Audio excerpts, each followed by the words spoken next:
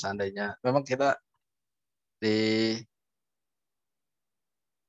mengelola yatim Bapak dan Ibu, 20% santri kami kita dedikasikan untuk membina para yatim. Insya Allah dengan konsep pesantren alam ini kemandirian anak yatim, kemudian percaya diri, karakter-karakter positifnya pun muncul ya. Karena yatim ini memang sangat segera dibutuhkan karakter-karakter semacam itu ya, karena dia harus menjadi pengganti ayahnya sesegera mungkin. Seperti itu sehingga kita berharap ada SMA-nya, kita berharap di Al-Fatih ke depannya ada pengelolaan SMA-nya yang mobil khusus sekolah yatim. Kami komitmen sekali untuk bisa membina mereka selama 6 tahun. Tafadhol nanti kalau ada yang mau bergabung dan diharapkan bisa melengkapi kurikulum Al-Fatih di level SMP. Sehingga nanti selepas dari SMA mereka punya portofolio, kalau mereka punya spesialisasi di bidang skill. Jadi kebanyakan orang tuh akan bekerja dalam kurang lebih dalam 3 bidang ya.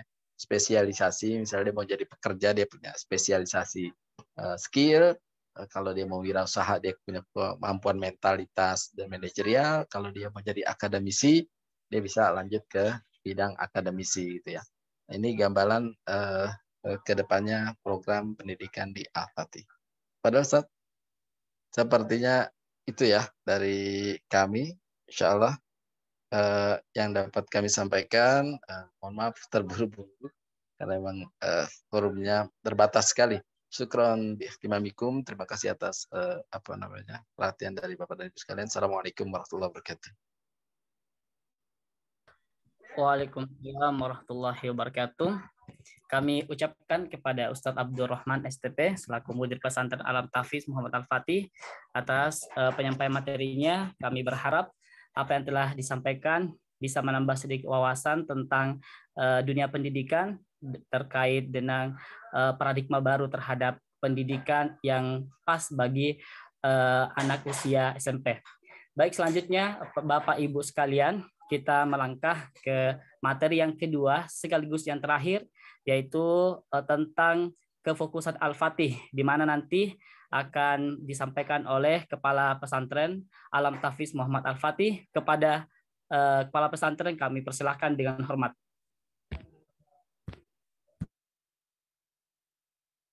Baik, cukup jelas suara saya ya Ustadz Irwan ya? Ya, jelas Ustadz, jelas.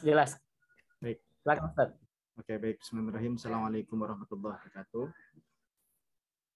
Bapak Ibu sekalian, ya Alhamdulillah pada kesempatan yang berbahagia ini bisa bersilaturahim melalui media via online ya.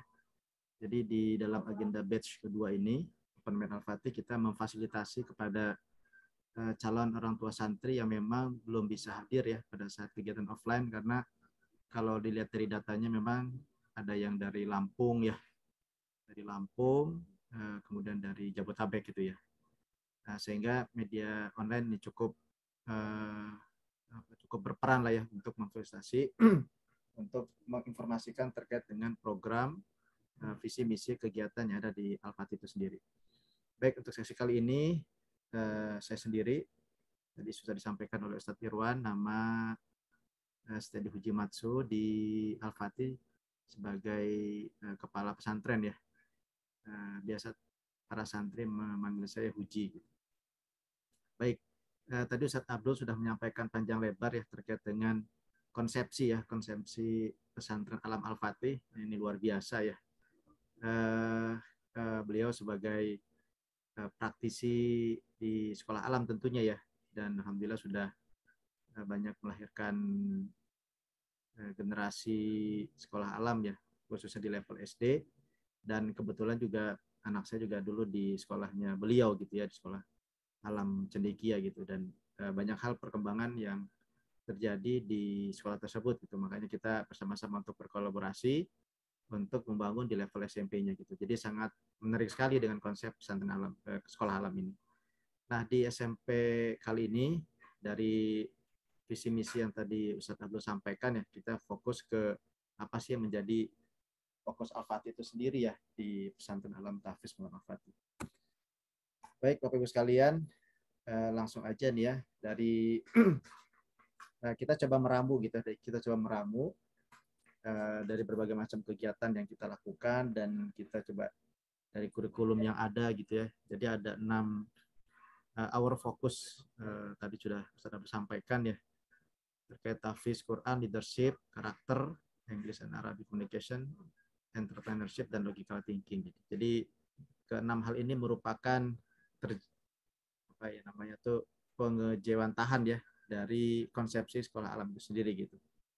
Dan ini memang terus akan kita kembangkan ya, berbagai macam metode sesuai dengan perkembangan zaman itu sendiri gitu. Kita akan goalnya adalah bagaimana santri ini tidak hanya solih gitu ya, tapi muslih, tapi bermanfaat bagi umat dan bangsa gitu. Kita lanjut saja. Yang pertama ya. Nah, ini cukup menarik ya Bapak Ibu sekalian. Ini salah satu materi yang disampaikan oleh Pak DP ya, Dewan Pesantren, Ketua Dewan Pesantren Al-Fatih. Tadi yang saya sampaikan ada Pak Indra ya. Beliau menyampaikan materi kemarin tentang apa sih menjadi faktor sukses gitu. Indikator ataupun ada 10 faktor sukses seseorang gitu ya dalam menjalani kehidupan di dunia ini. Dari ke-10 itu kalau untuk level pelajar gitu kan bisa dari jujur, disiplin, good entrepreneurial skill. Kalau yang nomor 4 belum punya pasangan. 5 bekerja lebih keras, mencintai apa dikerjakan, kepemimpinan yang baik, semangat dan berjiwa kompetitif, pengelolaan kehidupan yang baik, dan kemampuan menjual gagasan dan produk. Nah, dari 10 faktor sukses, satu yang memang bukan buat level pelajar gitu ya. Jadi inilah ternyata 9 faktor ini yang memiliki relate gitu ya. Relate dengan apa yang kami lakukan selama ini gitu ya. Bagaimana membangun kebiasaan santri yang ada di pondok gitu. Nah, jadi mudah-mudahan lah gitu ya, mudah-mudahan insya Allah gitu ya, mudah-mudahan dengan apa yang kita ikhtiarkan selama ini memberi kesan tersendiri kepada para santri dan memunculkan kebiasaan-kebiasaan yang menjadi faktor kesuksesan mereka ke depannya gitu. Jadi mereka secara tidak sadar gitu ya, apa yang mereka alami, apa yang pembinaan yang mereka rasakan di Al-Fatih itu betul-betul menjadi faktor penentu sukses nanti mereka di luar pondok itu sendiri gitu. Oke. Nah, yang pertama tahfiz 15 juz ya. Tentunya ini mungkin menjadi sebagian besar ya keinginan para orang tua agar putranya atau putrinya itu kan pengen memiliki hafalan yang banyak gitu ya, yang mungkin gitu ya.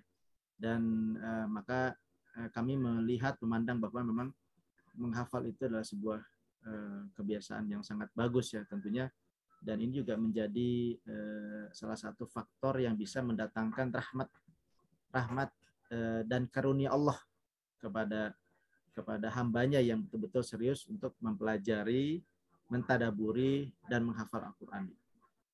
Jadi ini hal yang penting gitu ya, kebiasaan untuk menghafal ini. Nah, kita punya quotes lah gitu bahasanya ya. Kuantitas dikejar, mungkin diutamakan. Saya ulangi lagi, moto dari tahfiz kami itu, kuantitas dikejar, mungkin diutamakan. Artinya kita sangat fokus, sangat aware, sangat konsentrasi terhadap mungkin itu sendiri gitu. Ya, artinya santri misalkan sudah hafal 8 juz tadi santri kita hafiz gitu ya. 8 juz itu betul-betul memang hafal 8 juz gitu. Jadi hafal 8 juz maka mungkinnya 8 juz. Jadi mohon maaf itu bukan misalkan hafal 8 juz tapi mungkinnya hanya 2 juz gitu. Jadi tidak seperti itu. Jadi kita sangat konsentrasi dan sangat kuat dalam memprogramkan santri itu mungkin yang diutamakan. Nah, untuk mencapai itu maka untuk saat ini kita punya 9 program tahfiz ya. 9 program tahfiz yang kami lakukan di Al-Fatih dalam rangka untuk menghadirkan mungkin itu sendiri gitu ya. Menghadirkan mungkin itu sendiri. Jadi ada akselerasi tahsin, karantina tahfiz, ziyadah harian, murja partner, usmani, tasmi pekanan, ujian kenaikan juz, talaki, tahsinul qiraah, ujian tasbih dan sambung ayat 1 halaman setiap akhir semester. Nah, ini 9 kegiatan yang kami lakukan dalam rangka untuk mewujudkan mungkin tadi ya. Kuantitas tentu ya pasti kita akan kejar, namun mungkin yang diutamakan. Dan kembali lagi ayah bunda sekalian, bapak ibu sekalian, bahwa dari kegiatan tahfiz ini sendiri gitu kan, memang tidak semua santri itu sama gitu ya, sama gitu. Ada yang secara kemampuannya bisa mencapai 15 juz atau bahkan ada yang hanya 5 juz gitu ya. Nah, jadi memang tidak, sekali lagi tidak dipaksakan ya, tidak dipaksakan untuk mencapai 15 juz gitu ya. Karena kembali lagi kami menemukan ini pada saat kegiatan karantina tahfiz. Jadi untuk menstimulus santri dalam menemukan metode menghafal ini, kami menyadari bahwa santri dengan latar belakang berbeda masing-masing gitu ya di SD-nya waktu itu. Jadi kita punya karantina tahfiz selama 7-8 pekan, itu mereka fokus untuk menghafal. Di situ kita akan bisa melihat bagaimana santri itu dapat menemukan metode menghafal sendiri. Itu. Sehingga mereka bisa kita prediksi gitu kan, apakah memang santri ini bisa menghafal 1 hari 1 halaman.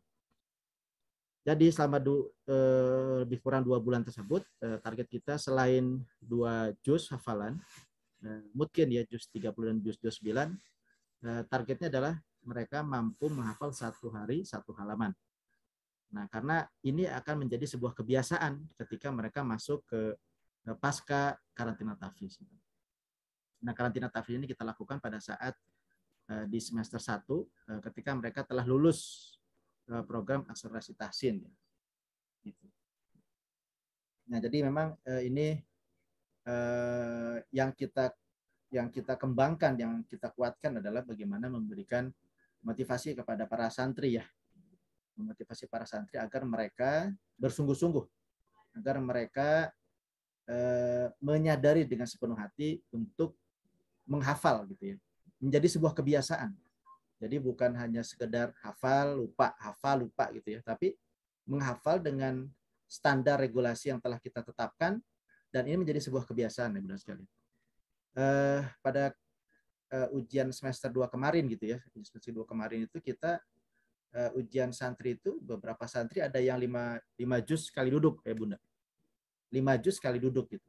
Jadi let's say 2-3 santri gitu yang hal tersebut. Nah, dan alhamdulillah itu artinya mereka dengan standar penilaian yang sudah kita tetapkan gitu ya, alhamdulillah mereka telah mampu melewati hal tersebut. Jadi setiap ujian 1 semester maka harus menghafal selama semester tersebut didapatkan. Ketika masuk ke semester 2 maka ujiannya dari semester 1 digabung dengan pencapaian di semester 2 gitu. Nah, jadi ini tadi yang kita sampaikan bahwa mungkin yang kita utamakan. Nah, ini untuk program tahfiz. Nah, ini dokumentasi yang kita lakukan yang akselerasi tahsin. Ini bagaimana santri di awal disamakan semuanya untuk memiliki kemampuan tahsin yang benar gitu ya, sesuai dengan tajwid kaidah yang ada. Ada karantina tahfiz tadi yang sudah saya jelaskan di awal. Kemudian ziyadah harian. Jadi pada subuh mereka wajib menyetorkan gitu ya hafalannya yang telah dihafal tadi malamnya. Kemudian nurja pater, jadi pada asar hafalan yang telah mereka dapat setorkan maka diulang kembali tuh di sore harinya.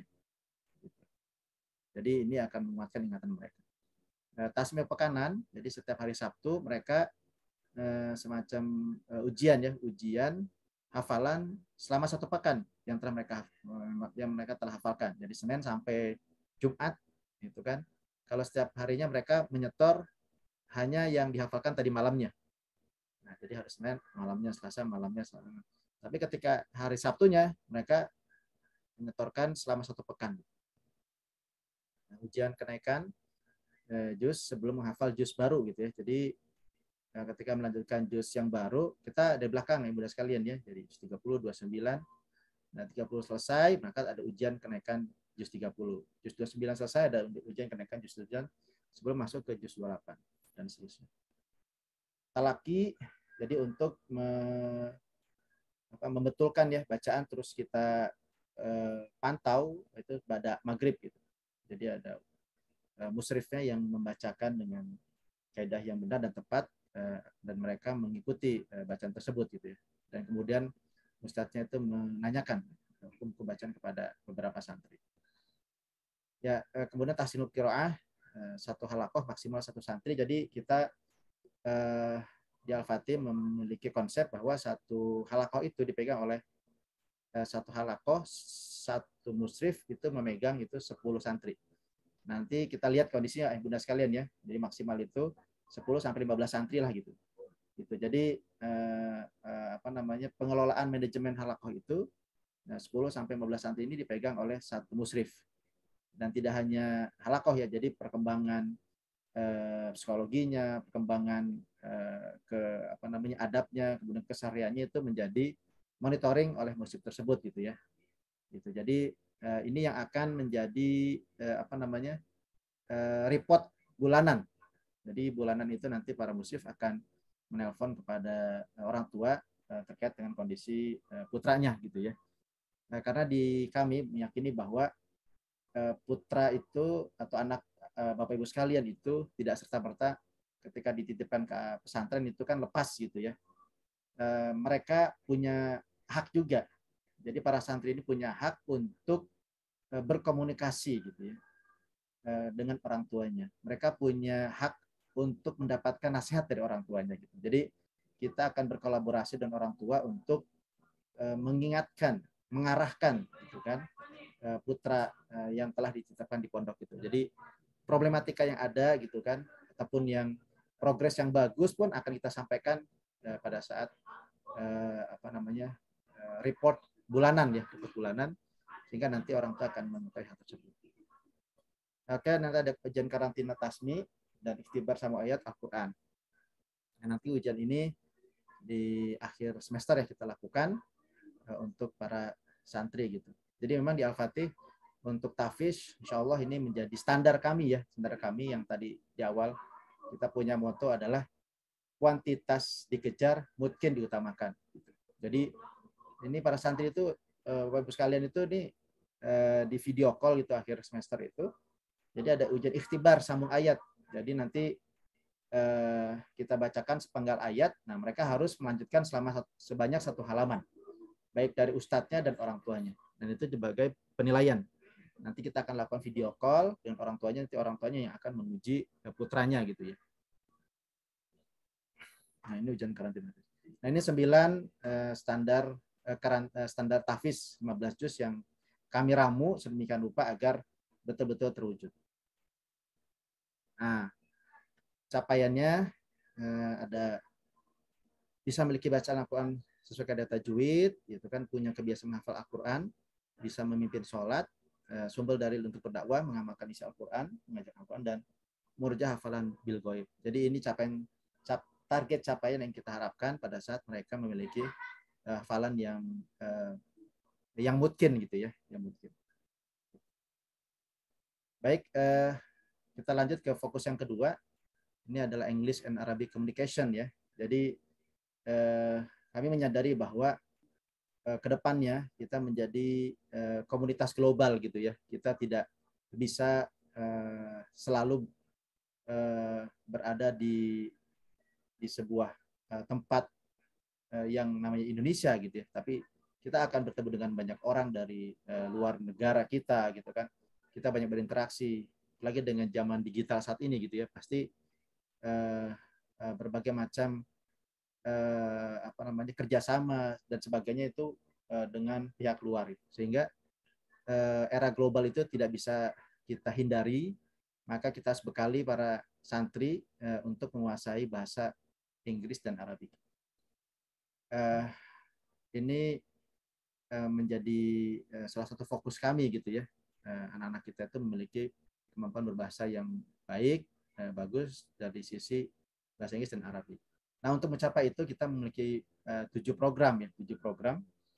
ada karantina bahasa, English conversation atau muhadasah, daily speaking book atau English class, POC English group, mini books and dictionary, ragam tugas di dalam kelas. Nah, ini program-program yang menunjang, program-program yang kita create agar para santri itu memiliki kemampuan berbahasa Inggris dan Arabik. Dan alhamdulillah gitu ya, dengan kegiatan seperti ini gitu ya, progresnya sangat cukup bagus gitu ya selama 1,5 tahun ini gitu ya, khususnya untuk kelas 8 gitu ya. Beberapa santri yang memang selama ini kesulitan gitu ya untuk belajar berbahasa Inggris, Arab gitu ya, dengan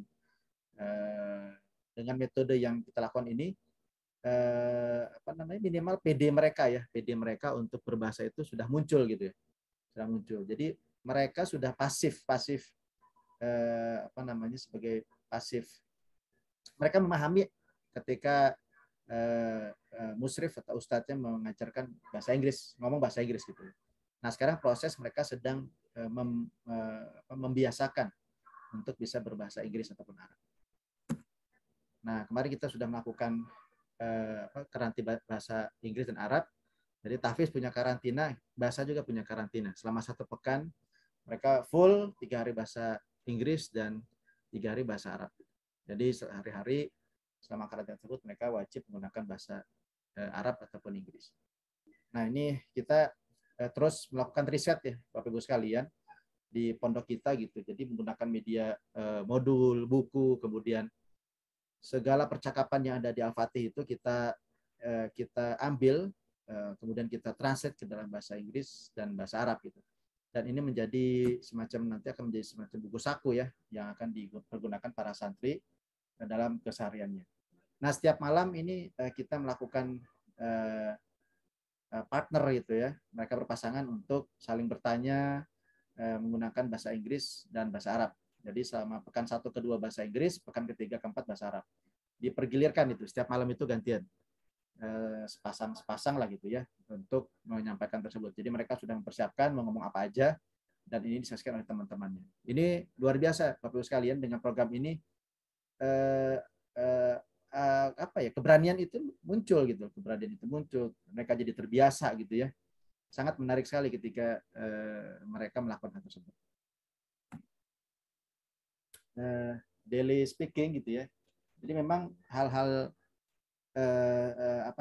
percakapan sederhana yang di Al-Fatih itu kita translate ke dalam bahasa Inggris, dan itu nanti wajib gitu ya menggunakan seperti mematikan air gitu kan, please off the water atau please on the water gitu kan, dan seterusnya. Itu menjadi hal yang kebiasaan ya gitu, kebiasaan. Dan ini nanti akan dimasukkan dalam buku pocket book sendiri gitu ya, agar santri terus membawa pocket English book tersebut ke dalam kesehariannya. Kemudian, nah ini bagi para santri yang memang memiliki minat dalam berbahasa Inggris gitu, kita menyediakan grup atau kelas POC,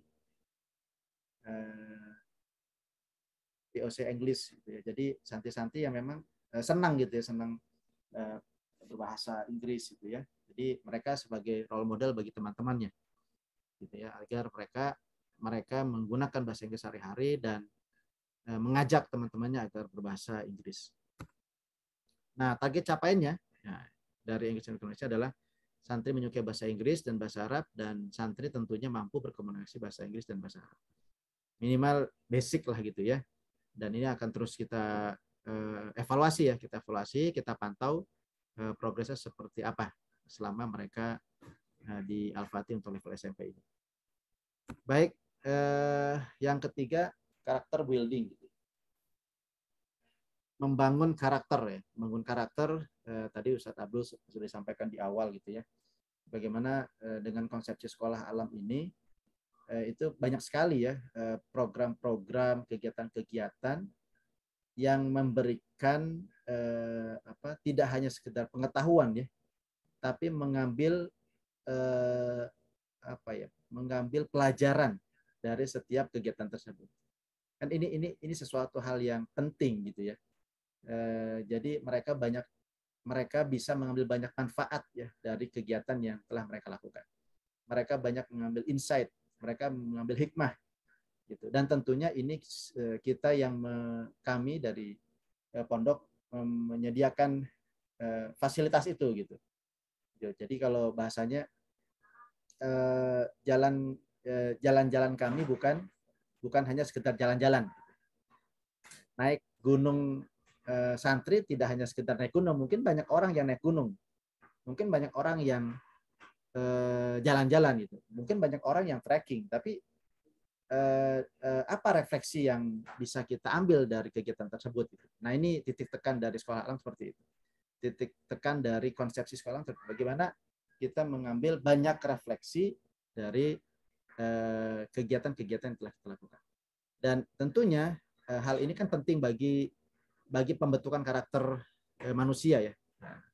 Hal penting bagi pembentukan karakter santri gitu. Nah, sebab itu ini sangat perlu untuk dilakukan dan di-trigger kepada seluruh santri agar mereka secara perlahan akan terstimulus dan ter-trigger gitu ya, untuk bisa mendapatkan berbagai macam insight, agar mereka bisa mendapatkan berbagai macam pelajaran dari kegiatan-kegiatan yang kita lakukan. Ini banyak program yang kita lakukan seperti ada outcamp, long march, tani tenang terpadu, jamu riadoh, panahan, berenang, berkuda, amanah bulanan, kegiatan harian, rutin dan sebagainya. Ya, bahkan kami menyadari bahwa dari mereka bangun tidur pun gitu kan sampai mereka tidur kembali, kebiasaan-kebiasaan yang mereka lakukan di sini itu memiliki banyak pelajaran sebenarnya itu ya. Ya, walaupun sekedar hanya mereka ngambil sampah, walaupun sekedar hanya mereka menyiram tanaman, memberi makan ternak gitu kan. Kemudian membuang gulma gitu kan dan sebagainya, ini memberikan pelajaran tersendiri bagi para santri gitu, dan kita menyampaikan hal tersebut ya. Satu hal lagi yang kami tekankan bahwa hal tersebut kita selalu tekankan gitu. Jadi kapanpun dimanapun kita bisa belajar dari siapapun. Segala sesuatu kondisi yang kita rasakan, yang kita alami, yang kita lakukan itu adalah memiliki makna, memiliki pelajaran, memiliki hikmah. Dan kita dituntut, para santri dituntut agar menggali hikmah tersebut. Karena itu dalam rangka untuk pembentukan karakter. Nah, ya, jadi nanti kita akan lihat apa saja sih karakter-karakter yang akan muncul gitu ya. Di tengah kesulitan yang mereka rasakan gitu. Kalau dalam outcome itu kan ini percobaan ya, dulu kita punya percobaan sebelum outcamp, sebelum naik gunung, jadi kita coba dulu gitu ya. Jadi kita akan melihat bagaimana ketegaran mereka, kesungguhan mereka, empati mereka gitu ya, sebelum mereka bicara atau melakukan kegiatan outcamp. Ini kegiatan outcamp kemarin sudah kita lakukan, kita ke gunung. Betul, ini sangat berpengaruh sekali ya kepada para santri. Perjalanan yang luar biasa, menguras energi, tenaga, waktu, emosi gitu kan, luar biasa gitu. Dan mereka juga harus tetap dituntut untuk berempati kepada temannya gitu ya. Nah, ini sangat banyak sekali pelajaran yang dialami oleh para santri. Ini long march tadi Ustadz Abdul sampaikan ya, kita santri sudah berjalan sampai 22 km. Ya, tidak hanya sebatas mereka hanya sekedar jalan ya, jalan-jalan kami bukan sekedar jalan-jalan gitu. Jadi long march ini memang selain napaktilas perjuangan para pahlawan gitu kan, namun ini menjadi refleksi juga. Ternyata hijrahnya Rasulullah SAW gitu kan, itu menjadi kegiatan long march ya kan, dari Mekah ke Madinah gitu.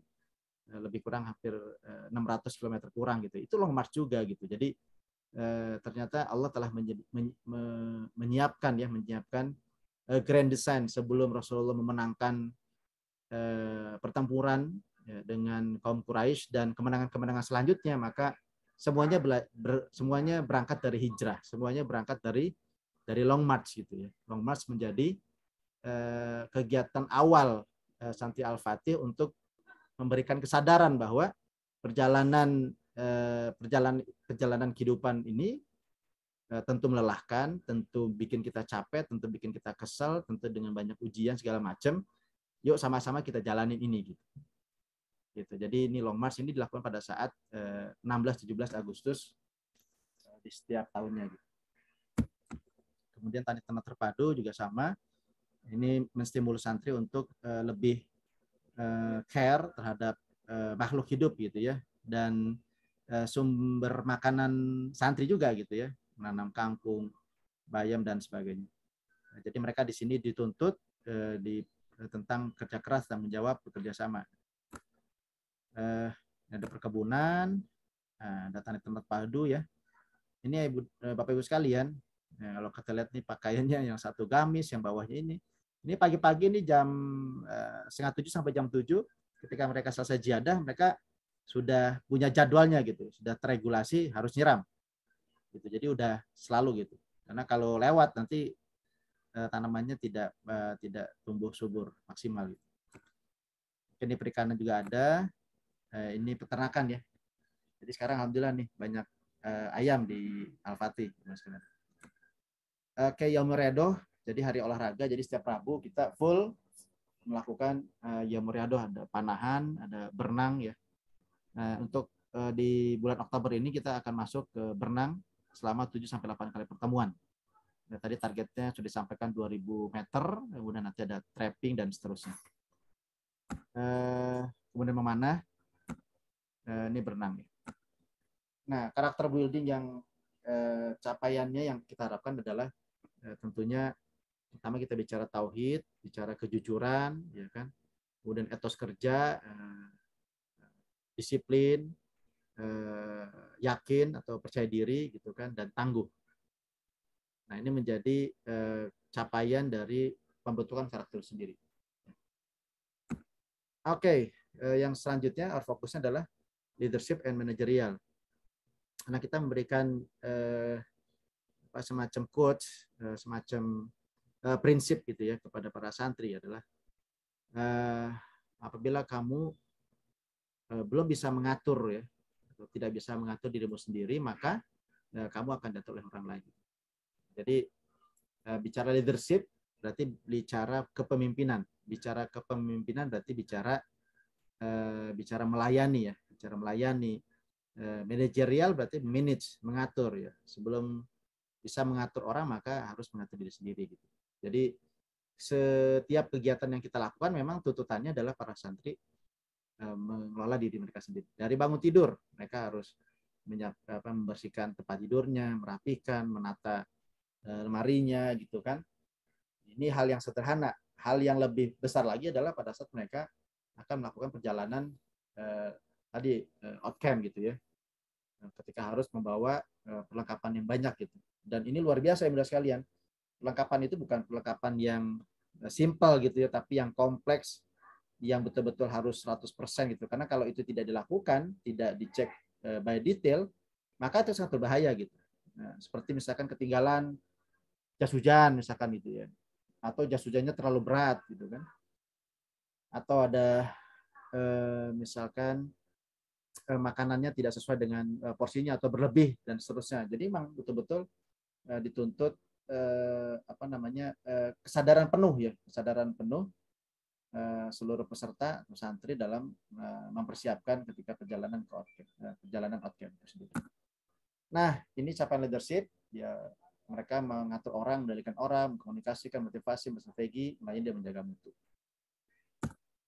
Nah, ini kegiatan-kegiatan yang kita lakukan di serial, ada outbound, low impact, pro-outdoor camping, outdoor camping Gunung Gede. Nanti di kelas 8 mereka ada outdoor camping susur pantai, kemudian kepanitiaan di kurban, dan santri leader, pemilihan santri, ketua OSIS lah seperti itu. Nah, ini kegiatan leadership yang kita lakukan dalam rangka untuk menstimulus gitu ya, menstimulus para santri agar menemukan jiwa kepemimpinannya. Nah, kemudian mereka terbiasa dengan mengelola, mengatur diri mereka sendiri gitu ya. Gitu. Dan alhamdulillah sih bibit-bibit leadership itu memang akhirnya muncul gitu kan. Ada yang suka mengatur, suka mengelola gitu kan. Bisa menghidupkan kelompoknya, suasana dan sebagainya gitu. Jadi memang ini harus terus kita latih gitu ya, terus kita asah, terus kita hadirkan kepada mereka. Jadi biar mereka terstimulus gitu loh. Jadi mereka terbiasa, oh mengelola, memimpin itu seperti ini gitu. Itu sebagai bekal mereka nanti di masa yang akan datang. Oke, ini outbound impact-nya yang sudah kita lakukan, membangun kerjasama, ya kan. Terus ada ada arahan. Nah ini outdoor camping ya, 100% ya Bunda sekalian untuk pengecekan ini. Detail sekali, manajemen tas gunung ataupun manajemen tas kelompok gitu ya. Luar biasa. Ini juga mereka punya sifat-sifat ya saling tolong menolong, tangguh, sabar dalam perjalanan yang mereka lalui gitu ya. Ini pada saat di puncak Gunung Gede, di alun-alun, ya menuntut kebersamaan, kerjasama dan empati satu sama lain. Oke, kemudian di puncak gitu kan kita bersama-sama untuk berazam, bertekad agar terus kita memperbaiki diri sendiri, mengagungkan Allah SWT gitu kan. Kita bertadabbur alam bahwa puncak ini bukan kita yang bisa menaklukkan puncak ini ya, tapi Allah yang telah memberikan kekuatan kepada kita untuk bisa mencapai puncak ini. Oke. Dengan menyebut nama Allah. Dengan menyebut nama Allah. Di puncak Gunung Gede. Di puncak Gunung Gede. Aku bersaksi. Aku bersaksi. Aku berjanji. Aku berjanji. Disaksikan penghuni langit. Disaksikan penghuni langit. Disaksikan penghuni bumi. Disaksikan penghuni bumi. Disaksikan Allah SWT. Disaksikan Allah Subhanahu wa taala. Aku akan buang jauh-jauh. Aku akan buang jauh-jauh. Sifat-sifat negatifku. Sifat-sifat negatifku. Yaitu 1. Pemalas, 2. Takabur, 3. Pemarah. Allahu Akbar. Allahu Akbar. Ya, itu sebenarnya hanya itu ya, apa ya, memberikan trigger ya, stimulus gitu ya, bahwa kita berazam, bertekad gitu ya. Bukan berarti pada saat itu selesai gitu, tapi terus kita pantau, terus kita jaga sama-sama gitu ya. Itu terkait dengan kegiatan di puncak Gunung Gede. Nah, yang berikutnya adalah ini kepanitiaan Idul Kurban. Jadi insya Allah selama ini kita di hari Idul Kurban santri di pondok gitu ya. Jadi mereka melakukan pemotongan oleh santri, ya, tentunya didampingi oleh ustadznya, dan mereka melakukan distribusi kurban. Jadi di sini mereka akan mendapatkan konsepsi fikih kurban, dan mereka konsepsi pengorbanan itu sendiri gitu. Ini luar biasa. Jadi mereka sudah memotong hewan kurban sendiri, gitu ya. Dokumen-dokumennya. Jadi Bapak Ibu sekalian, memang ada beberapa orang tua yang biasa kurban di masjid ataupun ada di perusahaannya gitu ya, yang berkurban. Kita minta untuk berkurban di pondok gitu ya. Santri yang potongnya, santri yang melakukan pengulitinnya, dan santri yang mendistribusikannya. Ini luar biasa nih. Jadi menjadi proyek tersendiri bagi para santri, memiliki pengalaman tersendiri, udah di level SMP udah motong hewan kurban berupa kambing gitu ya. Kambing. Oke. Nah, ini quotes-quotes yang mereka buat gitu ya pada saat mereka telah melakukan berbagai macam tantangan tadi, yang hasil pemikiran, perenungan mereka. Nah, ini bagian refleksinya, ini luar biasa. Nah, akhirnya kita bikin semacam umbul-umbul dan kita pasang di perjalanan di Al-Fatihah di pondok ini. Oke, yang berikutnya kita punya fokus entrepreneurship, kewirausahaan. Kami menyadari bahwa lambat laun bahwa para santri ataupun kita semua punya kemandirian ekonomi gitu ya. Jadi kita tidak selalu bergantung pada orang lain gitu. Kita mampu meng-create produk, kita mampu untuk membuat lapangan pekerjaan gitu ya, dan sebagainya. Jiwa entrepreneurship. Ini salah satu quotes yang kita gunakan ya oleh founder AB Home, Ibu Dr. Rina Sarifah, adalah magang adalah jalan mewariskan ya, jalan halus mewariskan entrepreneurship dari pengusaha ke generasi tanpa banyak bicara gitu. Ini luar biasa quotes ini. Jadi santri yang kita magangkan gitu ya, kita nggak perlu banyak ngomong tentang proses bagaimana peternakan ikan, pengembangbiakan ikan, tapi mereka langsung dari ownernya, langsung diarahkan, langsung melakukan prosesnya segala macam selama 1 pekan. Itu jauh lebih powerful, mereka dapatkan pengetahuan itu sendiri. Dan lebih kerennya lagi adalah mereka langsung bertemu ownernya gitu. Jadi banyak sekali nih pelajaran-pelajaran yang mereka dapatkan langsung dari ownernya, bukan spirit, perjuangan, problematika yang mereka hadapi selama kegiatan bisnis gitu kan. tantangan, cobaan, mungkin pernah jatuh kemudian bangkit lagi, itu luar biasa. Itu mereka dapat cerita langsung dari ownernya. Sehingga ini menjadi apa ya, pembentukan karakter gitu ya. Pengetahuan yang langsung gitu ya. Kalau kita para ustadz musib mungkin menyampaikan, oke, ini ownernya ini menyampaikan gini-gini, mungkin mereka oh ya udah biasa gitu, atau baca juga udah biasa. Tapi ketika mereka langsung gitu ya, itu luar biasa. Itu memberikan kesan tersendiri bagi para santri yang mengikuti magang di tempat UKM, terutama UMKM. Nah, capaiannya pertama tentunya memiliki kemampuan skill kewirausahaan, menanamkan karakter, kerjasama, memperkaya wawasan karir, dan menggunakan potensi lokal dalam negeri. Nah, ini kegiatan internship yang kita lakukan. Ada magang internal, ini magang eksternal, bisnis expo, kemudian tadi tema terpadu.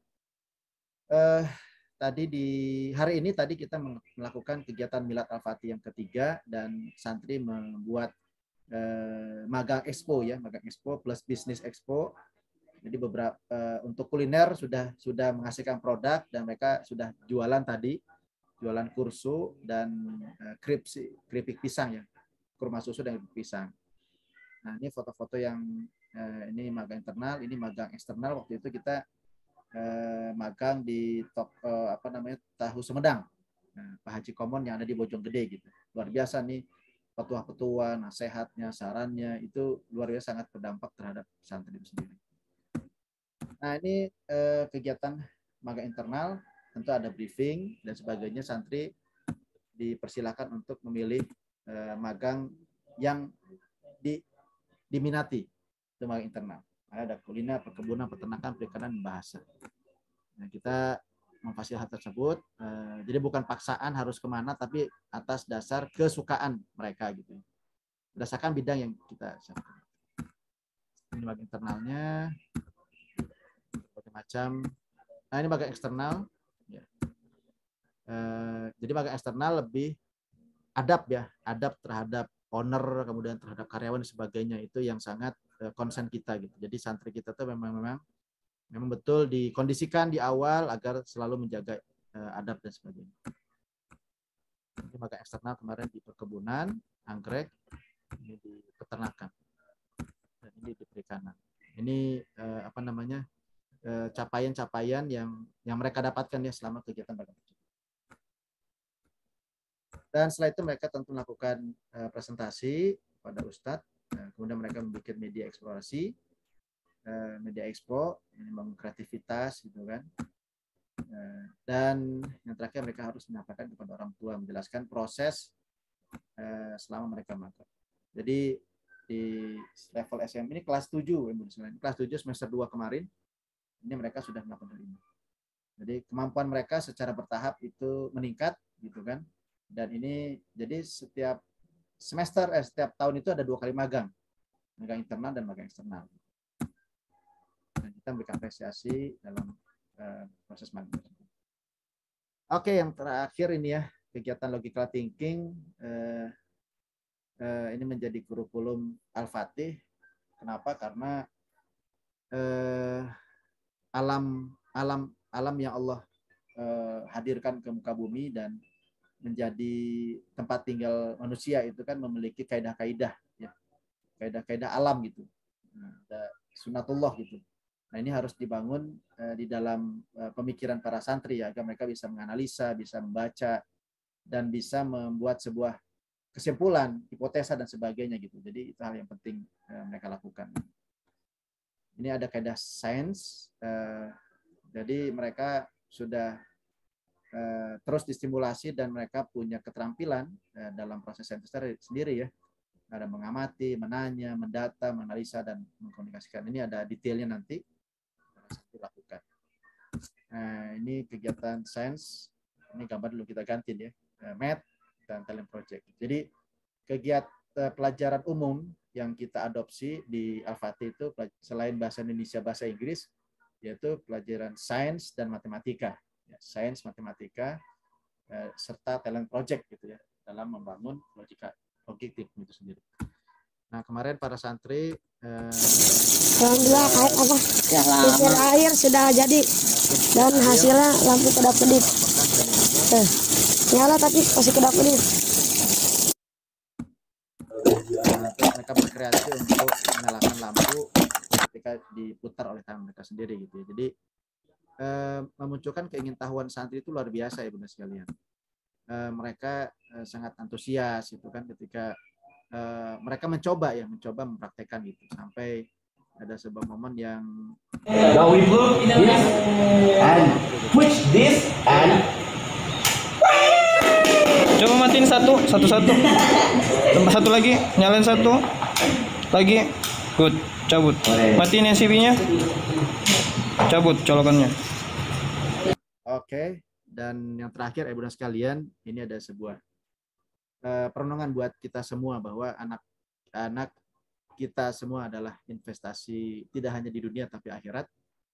Rasulullah SAW bersabda, sesungguhnya Allah benar-benar mengangkat derajat seorang hambanya yang soleh di surga. Maka ia pun bertanya gitu, sahabat tersebut, wahai Rabbku, bagaimana ini bisa terjadi? Kalau menjawab, berkat istighfar anakmu bagi dirimu. Hadis Hasan riwayat Ibnu Majah Ahmad.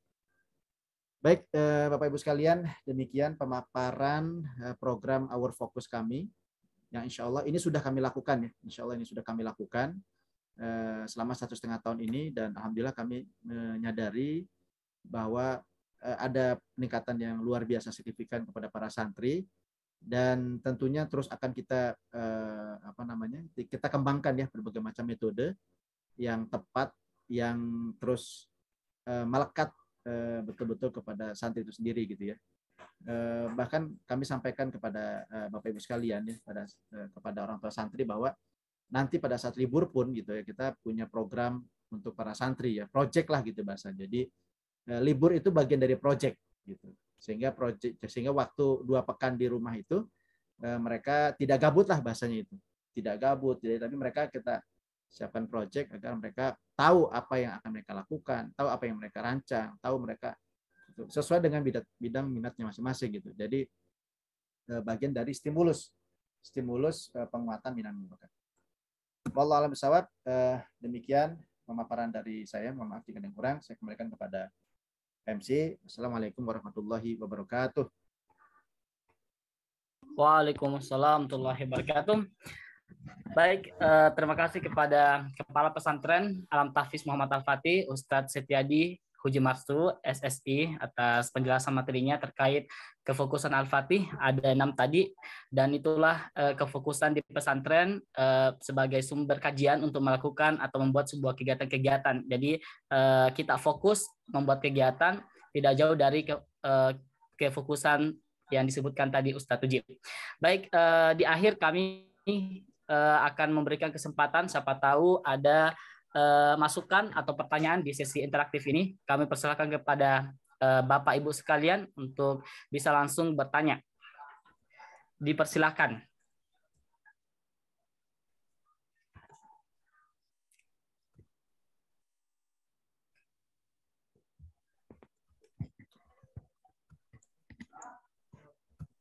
Sekali kami mengharapkan salah seorang dari peserta open mind, ayah bunda, untuk bisa memberikan tanggapan dari penjelasan yang mungkin tadi sekitar 1 jaman lebih dari 2 pemateri kita. Silakan, mungkin ada diskusi, mungkin masukan, atau ada hal-hal yang lain yang ingin disampaikan di forum ini. Silakan ayah bunda. Oh iya nih, ada pertanyaan lewat chat, yaitu kita baca dari Fat Arini. Bagaimana dengan legalitas ijazah? Apakah untuk sekolah formal atau non formal? Baik, mungkin bisa langsung dijawab oleh Kepala Pesantren. Dipersilakan, Ustaz. Baik, syukran kepada Ustaz Irwan ya. Ini Ibu Fat Arini ya. Bagaimana dengan legalitas ijazah? Baik, Bapak Ibu sekalian, untuk saat ini pesantren kami bekerja sama dengan PKBM AB Home yang letaknya di Kota Bogor. Mungkin Bapak Ibu sekalian nanti bisa searching di internet AB Home, PKBM AB Home. Ya, PKBM AB Home, paket kegiatan belajar masyarakat. Pusat kegiatan belajar masyarakat. Jadi mereka memfasilitasi untuk sekolah-sekolah yang memang jalurnya jalur paket gitu ya. Jadi kita nanti dapatnya paket, kalau level SMP paket B. Nah, paket B itu sebenarnya itu masuknya ke formal ya. Nah, sehingga ketika lulus SMP itu ijazah paket B itu bisa dipergunakan untuk masuk ke jenjang lanjutan, itu bisa ke SMA ataupun ke SMK dan seterusnya gitu. Jadi kita nanti bekerja sama dengan PKBM AB Home Sister School, bahkan logo Al-Fatih sudah masuk ke websitenya AB Home. Nah, itu yang punya itu Bu Dr. Dena Syarif. Gitu. Oke, baik. Itu jawaban dari Kepala Pesantren. Semoga bisa dipahami atau terjawab ya. Selanjutnya pertanyaan kedua melalui grup chat juga dari Bapak Ibrahim, yaitu apa perbedaan yang mendasar antara pesantren alam dengan sekolah alam biasa? Mungkin bisa dijawab oleh mudir pesantren, Ustadz Abdurrahman. Dipersilakan Ustadz. Baik, bismillahirrahmanirrahim. Kedengaran jelas ya, Patri? Ya, jelas. Jadi pesantren Alam Tahfiz Muhammad Al-Fatih ini berdiri tahun 2020 ya.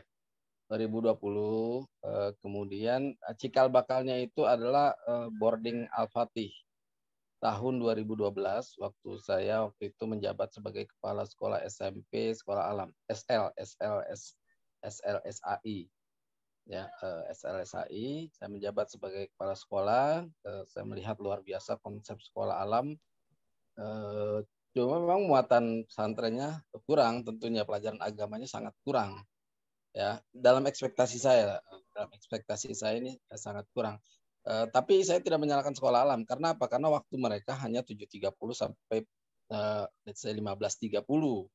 Itu kurikulum sekolah alam plus kurikulum Diknas. Mereka sudah sangat full. Saya bilang ini harusnya ada konten agamanya harus tinggi. Tapi gimana, Ustaz, caranya? Saya bilang gunakan waktu malam atau konsepsi pesantren.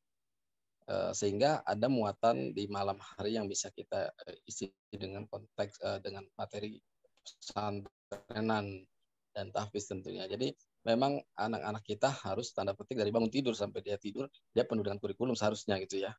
Karena kalau konsep sekolah alam kan jam 7.30 sampai 15.30 selesai. Waktu itu saya pribadi bikin boarding Al-Fatih. Jadi anak SMP Sekolah Alam Indonesia tahun 2012 saya kebetulan dekat sekali dengan orang tua. Saya bilang, ini sayang anak-anak sedang potensial. Gimana kalau kita bikin boarding? Bapak sewa kos-kosan di dekat sekolah, saya isi dengan ustadznya, dengan kurikulumnya. Mereka setuju, ada 10 orang yang dekat dengan kami, setuju. Akhirnya kami bikin boarding Al-Fatih. Tadinya uji coba setahun, tapi alhamdulillah puas jadi 3 tahun sampai mereka lulus. Nah, alhamdulillah baca Qurannya jauh lebih baik tentunya ya, karena yang paling mendasar adalah konsepsi pengajaran kurikulum pesantrennya itu dominan sekali kalau di Al-Fatih ya. Nggak mungkin lah secara umum. Kalau ditanya ada nggak SMP sekolah alam yang bisa baca bahasa Arab, ya mungkin agak sulit gitu kan.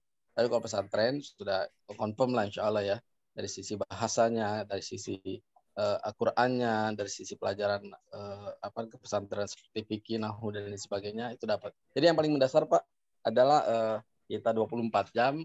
Kalau sekolah alam hanya setengah hari lah gitu ya, setengah hari. Kemudian kurikulumnya tentu di sekolah alam tidak ada kurikulum kepesantrenan. Ya, kalau ditanya berapa pelajaran agamanya, tinggal Bapak misalnya dicek di sekolah alam. Itu kalau di pesantren Al-Fatih, hitung-hitungan awal kami di awal pembuatan pesantren Alam Tahfiz Muhammad Al-Fatih itu sekitar di angka 37 sampai 40% konten pelajarannya dari total waktu belajar ya, dari mulai bangun sebelum subuh sampai mereka jam 9 malam baru istirahat. Nah, seperti itu Pak. Secara Allah alam bisawab. Baik, terima kasih Ustadz Abdurrahman. Pertanyaan selanjutnya yang ada di chat, yaitu dari Ibu atau Bapak Rizky. bagaimana pengembangan fitrah seksualitas di pesantren, yang dimana masa remaja, masa tertarik dengan lawan jenis. Kemudian pertanyaan kedua dengan orang yang sama, adakah tes seleksi masuk dan bagaimana kriteria yang diterima sebagai santri? Silakan dijawab, Ustaz. Di mana nih? Saya jawab yang pertama dulu ya. Siap, Ustaz. Ya memang untuk fase-fase akil balik itu kalau konsep pesantren sebenarnya dalam menurut saya sih insya Allah lah aman, karena mereka sangat disibukkan sekali dengan dijaga ya. Yang pertama terjaga karena kita menanamkan bahwasanya hal-hal yang misalnya kenal dengan lawan jenis itu sah-sah saja fitrahnya, tapi bertingkah laku atau menjalin hubungan di luar syariat itu dosa atau haram, itu kita kenalkan. Jadi kita kenalkan fikihnya bahwasanya ini haram, ini halal gitu kan. Itu yang pertama. Kemudian kita tidak mematikan mereka untuk punya ketertarikan terhadap lawan jenis ya. Yang pertama itu, yang kedua adalah memang di sini kan karena di pesantren dia terjaga. Karena kesibukan yang luar biasa dari anak-anak ini terlupakan. Seperti tadi ya, permasalahan utama kita adalah dalam mendidik anak menjelang balik itu adalah waktu luang. Mereka sibuk sekali, waktunya kosong sekali, sehingga searching sana ketemu, masuk IG lihat foto syur gitu kan, masuk sini lihat ini, udah luar biasa. Nah ini kita terjaga, jadi anak itu sebenarnya bukan fitrahnya hilang, tapi stimulasi terhadap hal-hal semacam itu terbatasi karena kesibukannya. Tapi mereka insya Allah kalau ditanya ini ustadz ini fitrah seksualnya gimana gitu, kalau ditanya mau santri kan sama aja bisa fitrah ustadz ya normal aja. Kita di pesantren misalnya 3 hari di sini ya dengan kajian ustadz itu ya sah-sah saja, tidak ada masalah dengan itu. Yang masalah adalah bagaimana mereka pada saat berkecamuk fitrah seksualnya itu tidak melanggar syariat, itu aja ya. Dan ridho terhadap kalau mereka harus menahan diri. Bahkan kami ya mungkin sedikit informasi, ada sedikit beberapa anak yang ada paparan pornografi ya kepada ibu sekalian. Kita deteksi di sini itu karena paparannya terlalu tinggi. Kita deteksi dan kita kita terapi dengan saum Daud gitu kan. Itu gambaran bahwasanya fitrah seksualitas yang justru terpapar sangat tinggi, justru malah keluar dari fitrah seksual gitu ya. Fitrah seksual itu ya kalau mereka mau merit baru mereka artinya menjalin hubungan, ta'aruf dan lain sebagainya. Itu secara fitrahnya seperti itu, bukan diperkenalkan dari kecil lawan jenis, tidak. Fitrah itu tidak akan hilang sebenarnya kalau kita menjalankan syariat. Itu dari sisi fitrah seksual. Jadi so far alhamdulillah anak-anak kita pikir-pikiran seperti itu tidak ada, karena memang stimulasi dari luarnya juga sangat dibatasi, sibuk sekali dengan kegiatan di Al-Fatih. Fisik mereka juga terkuras ya, fisik mereka tuh terkuras sekali, jadi tidurnya 9 lelap sekali gitu ya, 4 sudah harus aktivitas, nanti siang ya memang ada waktu buat tidur siang. Jadi secara fisik alhamdulillah sehat, kemudian pikiran juga terjaga itu. Jadi insya Allah fitrahnya tidak perlu dikhawatirkan ya sekalian di Al-Fatih insya Allah. Yang berikutnya untuk satu. Baik. Ya ini mungkin Ustadz Uji juga bisa langsung menjawab pertanyaan Ibu Iva Sarifah untuk KBM-nya seperti apa dan tes seleksi masuk yang sebelumnya tadi. Silakan Ustadz. Baik, terima kasih Ustadz Ridwan. Baik, untuk tes seleksi masuk bahasa kita adalah observasi, Bapak Ibu sekalian, observasi gitu. Jadi kita akan observasi dan wawancara terhadap calon santri kita. Observasi itu berarti kita akan ada 2 soal, ada 2 tes soal matematika dan soal psikotes gitu ya. Ini bicara tentang logik saja gitu. Jadi kita pengen tahu sejauh mana kemampuan calon santri tersebut gitu ya. Jadi mapping lah gitu, pemetaan gitu ya. Plus wawancara itu bagaimana kita pengen tahu seberapa minatnya gitu kan calon santri tersebut untuk mondok gitu kan, kemudian hal-hal kesukaan, tidak suka dan sebagainya gitu. Jadi observasi dan wawancara itu sebagai mapping dari kami gitu. Itu yang terkait dengan tes. Jadi tidak ada tes seleksi masuk untuk saat ini ya, Ibu sekali seleksi kami menyadari bahwa ini kita baru angkatan ketiga gitu ya. Jadi memang belum banyak orang yang tahu dengan konsep ini, sehingga kita butuh sosialisasi, butuh open mind kepada masyarakat gitu ya, yang sepaham dengan kami gitu kan, yang sama-sama pengen mewujudkan apa visi misi kami gitu ya. Jadi ya kita sama-sama lah gitu ya untuk membacanya. Tapi next time mungkin ya ketika masyarakat sudah paham, sudah tahu dan ini maka mungkin akan ada seleksi gitu ya, seleksi gitu. Nah sampai saat ini sih belum gitu ya. Jadi kita masih proses mapping, pemetaan kepada calon santri tersebut gitu. Nah terkait dengan KBM, untuk KBM seperti apa gitu ya? Saya coba tampilkan ini slide jadwal KBM kami gitu ya. Jadi di setiap harinya gitu kita combine gitu ya. Jadi ada pelajaran fikih, ada KBM pelajaran formal gitu ya. Oh ya, tadi saya coba untuk merevisi ya bahwa untuk paket itu pelajaran paket itu kategorinya non formal ya. Di pemerintah itu paket itu non formal tapi ijazahnya legal ya, ijazahnya ada dan itu diakui gitu. Nah, jadi KBM kami itu mungkin beberapa sering orang tua santri ini KBM-nya apakah kalau pelajaran umum itu ada hari tertentu gitu. Nah, kalau di kami tidak Bu ya, karena begini, karena konsepsi kita sekolah alam gitu. Jadi pelajaran itu memang kita susun sedemikian rupa memiliki esensi tadi ya, memiliki esensi logical thinking, memiliki esensi pembangunan karakter gitu kan, dan seterusnya, sehingga kita tidak memisahkan oh kalau ini di hari ini gitu, kalau yang pelajar umum, kalau yang pesantrenan di hari ini atau pagi siang, enggak, tidak seperti itu. Nah ini contoh tabel yang kami bikin gitu ya. Jadi pelajaran bahasa Indonesia ada sains, bahasa Inggris, ya, ada juga tari, sejarah gitu kan, kemudian di waktu pagi dan seterusnya gitu ya. Jadi ya ini kita plotkan saja gitu ya. Artinya memang polanya tidak satu hari khusus untuk KBM umum, tidak gitu. Seperti itu. Karena kita punya capaian. Jadi mohon maaf gitu, mungkin ada beberapa yang ini yang fokusnya hanya tahfiz gitu. Jadi hanya KBM itu hanya formalitas. Nah, ada yang seperti itu dan kami tidak seperti itu. Jadi KBM yang kami lakukan, kegiatan belajar mengajar baik yang pelajaran umum, pelajaran pesantren, pelajaran leadership itu semuanya penting. Semuanya penting, semuanya harus memiliki manfaat, semuanya memiliki dampak terhadap perkembangan santri gitu ya. Seperti itu. Oke. Untuk pelajaran ini sekalian aja dia pesantren Al-Fatih akan merekrut berapa siswa atau berapa kelas. Jadi untuk saat ini kita targetnya sesuai kesepakatan manajemen itu ada 45 ya, lebih kurang 45 ya. Mungkin bisa kurang dari itu, 45 santri. Satu kelas itu, satu asrama itu ada 24, bisa 24 orang. Ya, satu asrama bisa 24 orang gitu ya. Seperti itu, Ibu Lina.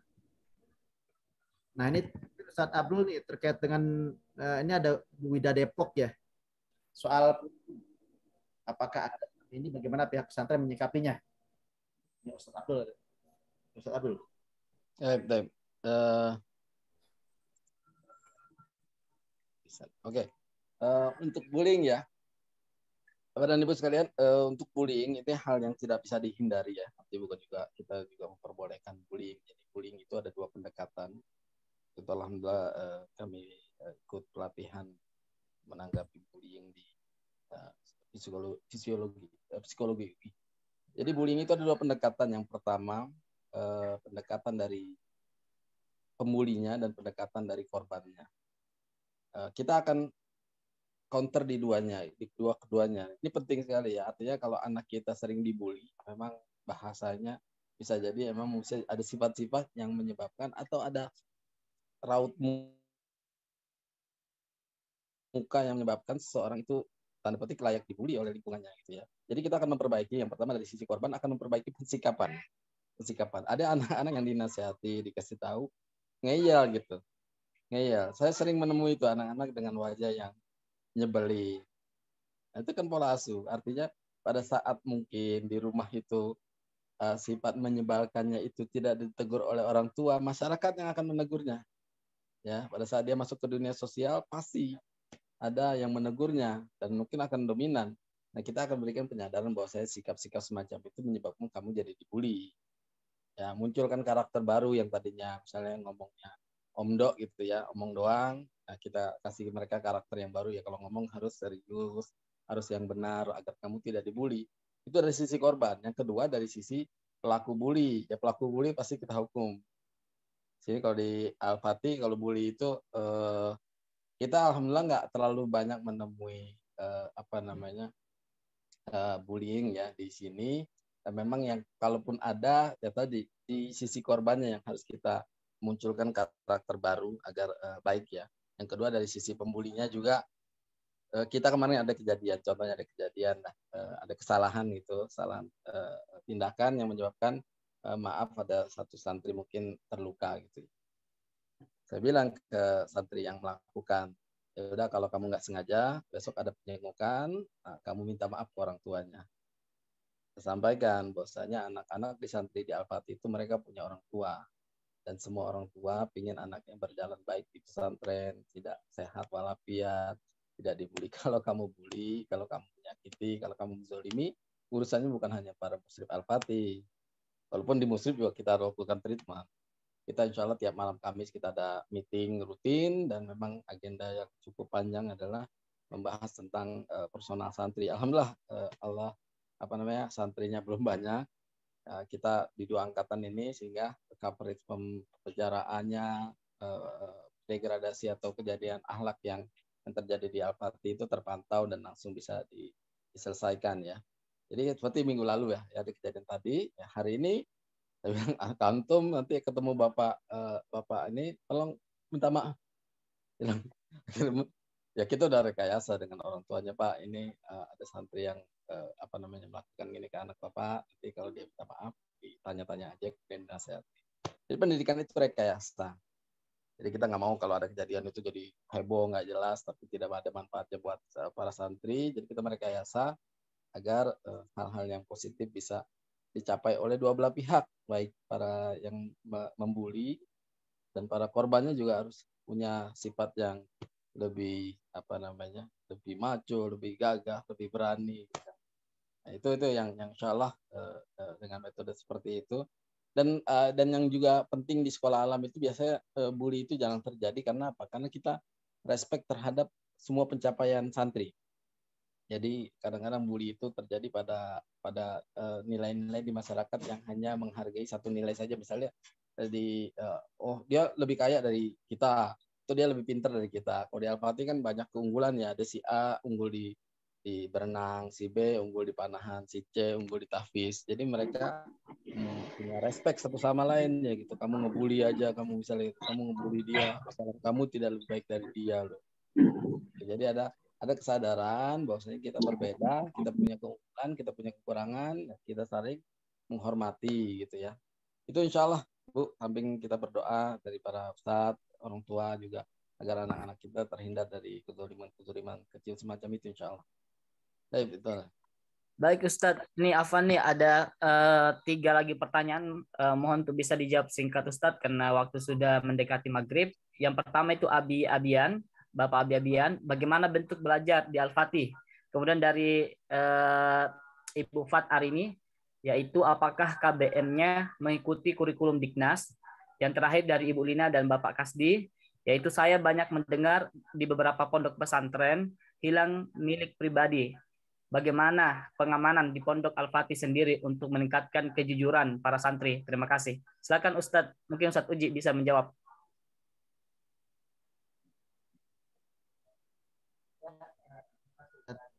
Tes. Kasih Ustadz Irwan ya. Baik, untuk pertanyaan pertama dan kedua, bagaimana bentuk belajar di Al-Fatih?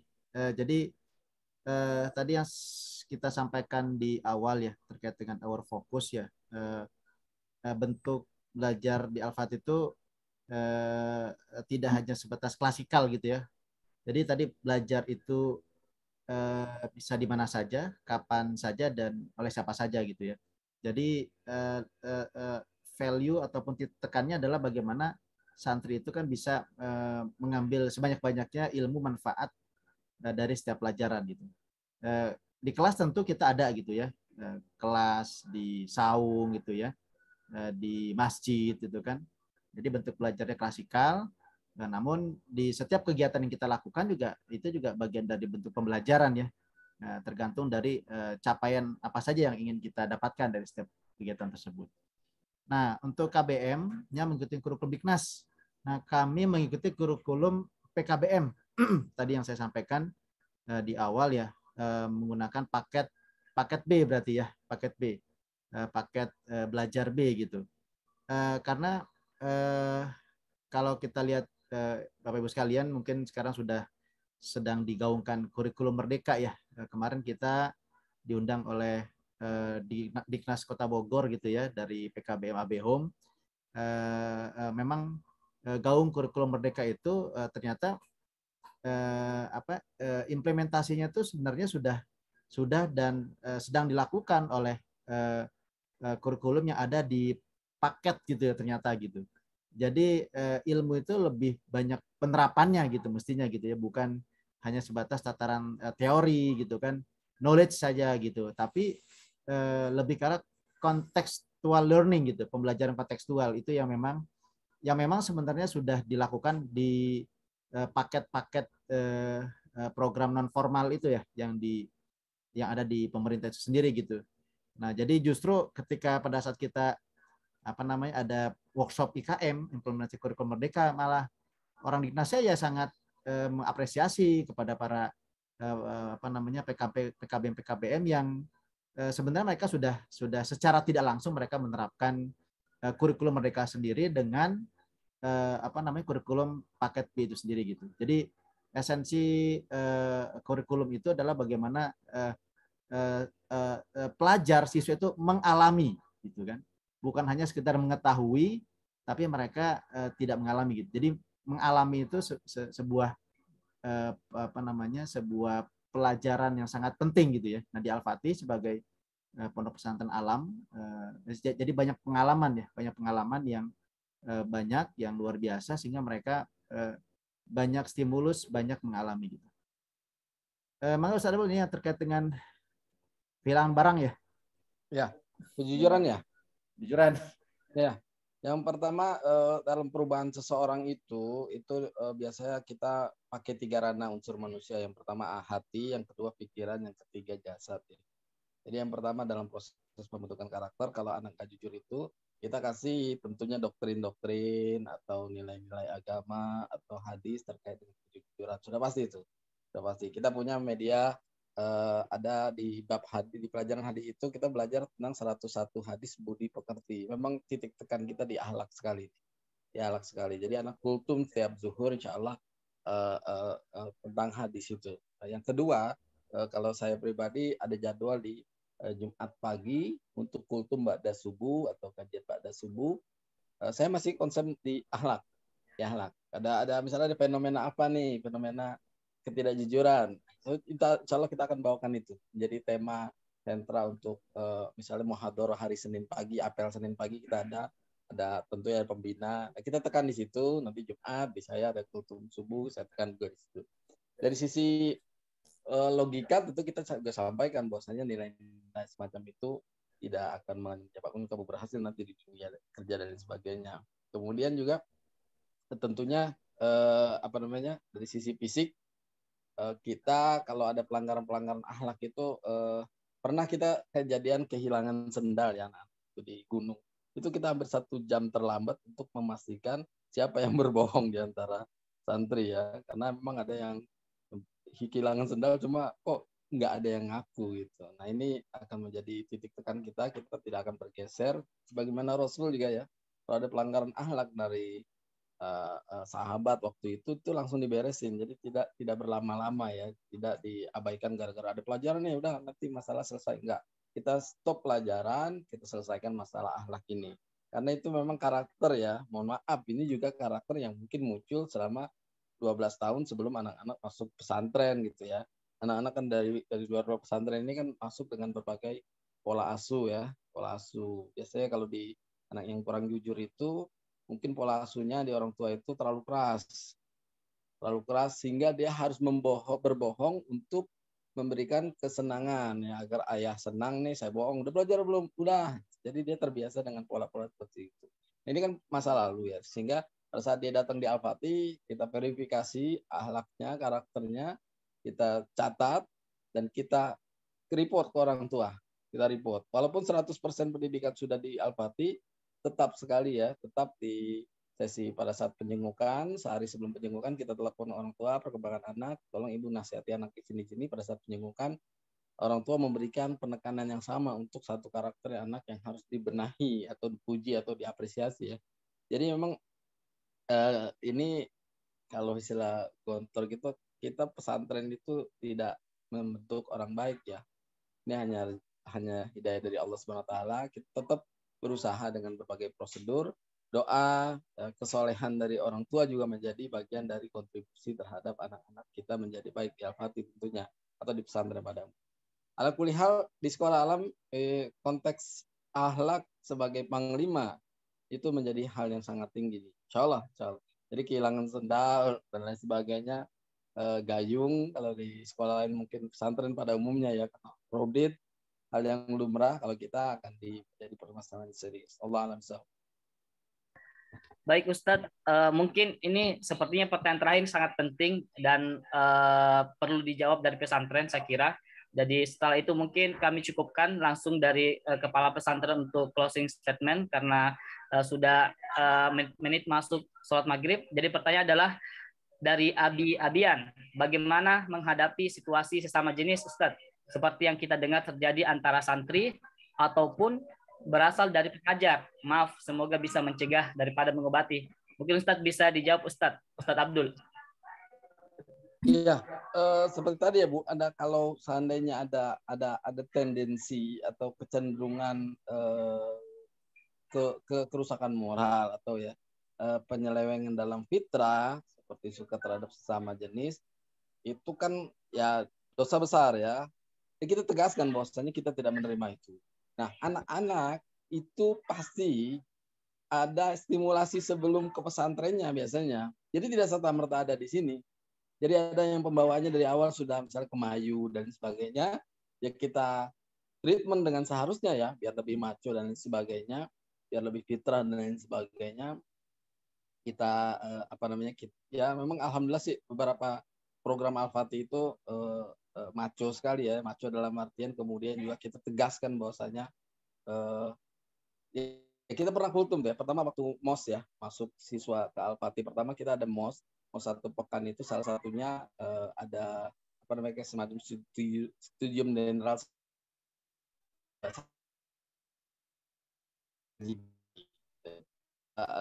untuk penekanannya di kultum juga pernah kita sampaikan bahwasanya hal-hal terkait dengan LGBT dan lain sebagainya itu kita concern sekali bahwasanya itu pelanggaran berat, pelanggaran syariat dan tidak boleh terjadi pada anak-anak kita ya. Ada mungkin sebagian yang kemayu tadi, tapi kita coba batasi atau kurangi karena itu pola asuh. Kalau kami di sekolah alam tuh tidak pernah menseleksi, semua sekolah rata-rata tidak menseleksi anak. Itu karena yang kita seleksi adalah orang tuanya. Terkadang pola asuh orang tuanya ini yang tidak sesuai dengan fitrah. Akibatnya masuklah ke pesantren. Nah, kayak gitu kita verifikasi terus dan kita laporkan ke orang tua. Ya tentu ini juga menjadi report buat di rumah memperbaiki pola asuh, tandanya masih punya adik dan sebagainya. Prinsipnya kalau ada hal-hal semacam itu, preventifnya kita sudah punya, kuratifnya juga kita punya ya. Wabil khusus yang terkait dengan hawa nafsu, pornografi, biasa kita kasih dia hukuman tanda petik, insya Allah berpuasa, banyak-banyak pikir dan sebagainya. Alhamdulillah sih selama ini juga berjalan dengan baik dan mengurangi tensi hayalan-hayalan anak tuh. Biasanya memang beberapa anak yang terbiasa mungkin konsumsi sosial medianya tinggi, handphonenya tinggi di rumah, tapi kesibukannya rendah. Allah alam shawab. Baik, Ustadz Abdul, terima kasih atas jawabannya. Mungkin terakhir closing statement dari Kepala Pesantren. Kami persilakan Ustadz Uji.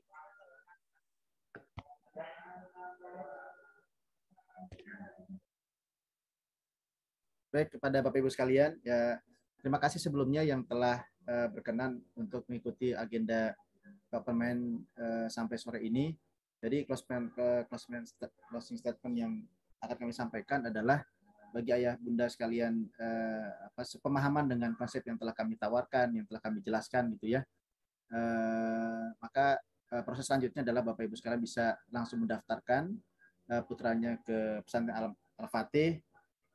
Sejauh ini alhamdulillah santri terus orang tua santri terus bergerak ya untuk mendaftarkan putranya gitu ya, karena kuota kita memang terbatas. Nah untuk ini ada biaya pendidikan ya, kita juga sudah share di booklet ya, di booklet yang sudah kami kirimkan di grup ataupun di Japri. Jadi ada reguler, ada ataupun yang beasiswa, ini ada SPP, ada dana kegiatan operasional, dan ada uang DPP gitu ya.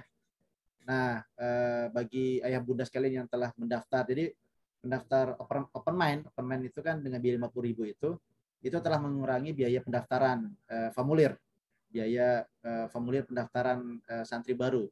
Jadi yang mestinya dibayar 300.000 maka cukup dengan 20.000 saja gitu ya. Itu sudah membeli formulir, nanti akan kita kirimkan link formulir online-nya plus dengan kode Google Form-nya.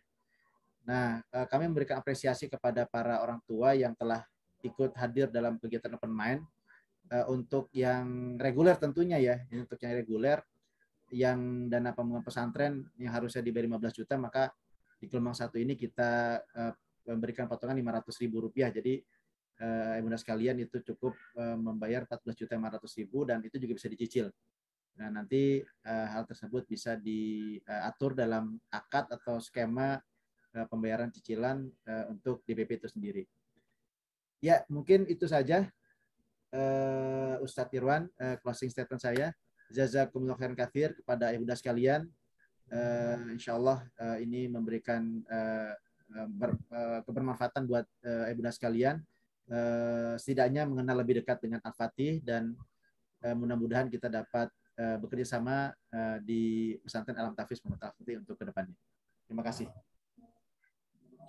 Baik, Ustadz Uji dan Ustadz Abdurrahman atas pemaparan materinya terkait pesantren Alam Tahfiz Muhammad Al-Fatih. Saya berharap niat-niat dari Bapak dan Ibu sekalian untuk memilih pesantren-pesantren untuk putra-putranya bisa terwujud dan bagian dari pahala yang besar di Allah Subhanahu wa taala, karena telah berusaha semaksimal mungkin memberikan yang terbaik pendidikan bagi putra-putranya. Dan saya berharap nanti masa depan menjadi orang yang bermanfaat dan memberikan perubahan yang bermanfaat terhadap bangsa dan negara. Amin. Itu mungkin dari saya. Terima kasih pada Ibu dan Bapak sekalian yang telah berkenan waktunya untuk hadir mendengarkan. Kami ucapkan banyak terima kasih. Jazakumullah khairan katsiran jazah. Kami cukupkan. Kalau misalkan ada pertanyaan tambahan, silakan bisa di chat kontak person yang ada di booklet atau informasi yang tersampaikan. Bisa dihubungi langsung saja untuk informasi yang lebih lanjut. Terima kasih, kami undur diri semua. Terima kasih banyak sekali. Subhanakallahumma bihamdika asyhadu an la ilaha illa anta astaghfiruka wa atubu ilaik. Assalamualaikum warahmatullahi wabarakatuh. Waalaikumsalam warahmatullahi wabarakatuh. Assalamualaikum. Hatur nuhun ayah bunda sekalian. Nuhun. Saya ya Budi, hatur nuhun. Saya live ya. Siapa? Hatur nuhun. Abian. Hatur nuhun. Pak Sirojudin, Bu Lina, Ibu Fat, Ibu Ifah, Ibu Wida, Bapak Ibrahim, dan Pak Nurdin.